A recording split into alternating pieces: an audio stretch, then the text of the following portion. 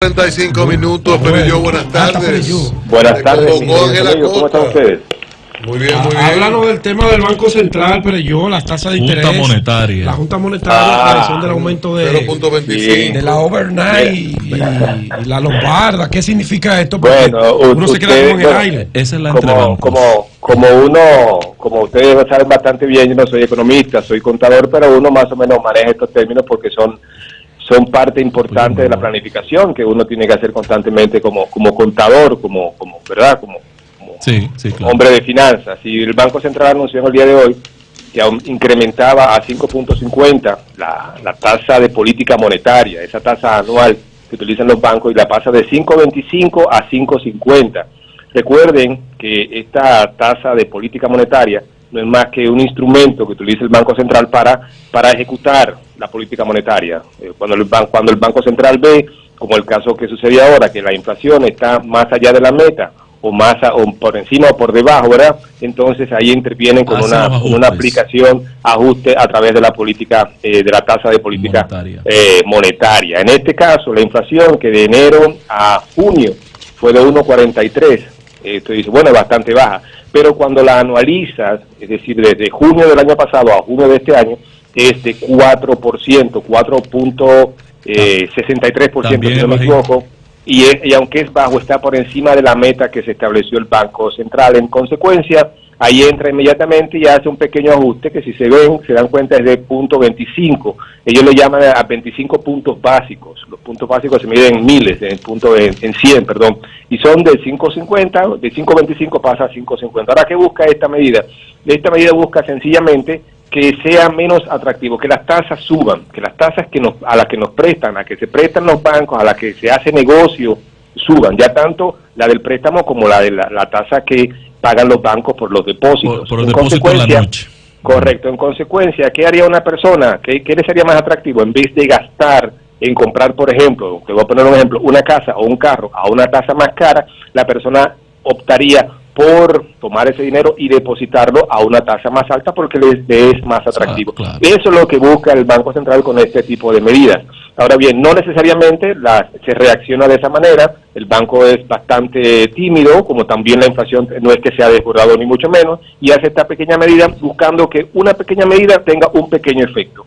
Porque, como les decía, hasta ahora uno no ve, por lo menos desde el punto de simple vista mortal, uno ve que las cosas se estén saliendo de control, ni mucho menos.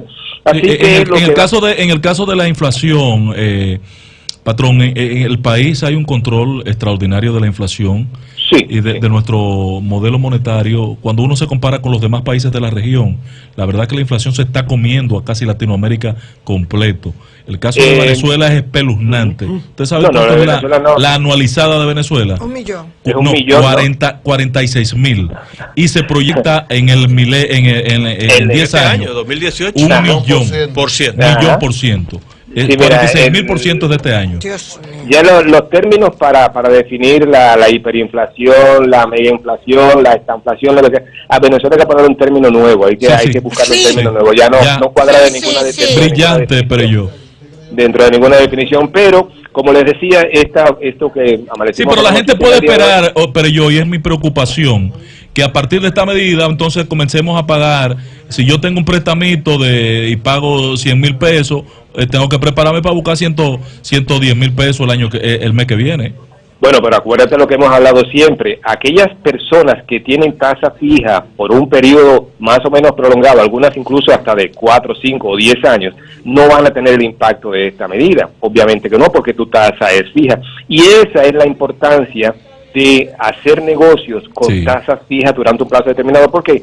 Porque te da la oportunidad de reaccionar. Supongo que no hubiesen sido 0.25, sino hubiesen sido 0.50 o un 1% completo. Eso sí ya saca de balance a cualquier presupuesto de cualquier persona, porque te aumenta la tasa bastante y te aumenta el préstamo o el pago mensual bastante. Pero en caso de que tú lo tengas fijo, no tienes mayores inconvenientes. Claro, tal vez lo tienes fijo por 1 año, 2 años. Bueno, pero en lo que llega en esos 2 años, por lo menos tengo esa cuota fija y tengo que reaccionar y buscar la manera de conseguir cómo resuelvo adelante. Pero ahora, estos 6 meses, este año, estos 2 años, estos 3 años, mi tasa sigue siendo fija. César, en este escenario surgido a propósito de estas medidas anunciadas por las autoridades, puntualmente, ¿qué tú les recomiendas al ciudadano no experto en finanzas? Mira, yo no creo que vaya a cambiar mucho lo que está en este mismo momento y a los economistas, a los cuales yo admiro y me gustaría incluso haber sido economista No, alguna vez ellos en mi vida. son excelentes prediciendo el pasado.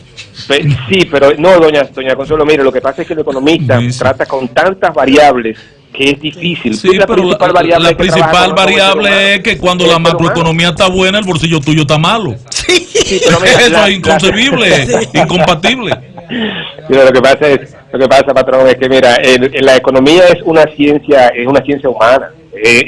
Tú puedes verla de un millón de puntos de vista, no es matemática, es de comportamiento. Y el mismo acontecimiento tú lo ves dependiendo del punto de vista donde estés, cuando se trata de economía. Los contadores somos simples, los contadores somos débito y crédito y punto, ¿verdad? Pero el economista es muy diferente. Pero yo lo que le aconsejo a la gente es lo que siempre le he aconsejado. Mire, esto es una medida simple, esto es bastante pequeño, esto no va a ser traumático ahora, pero es un punto de partida.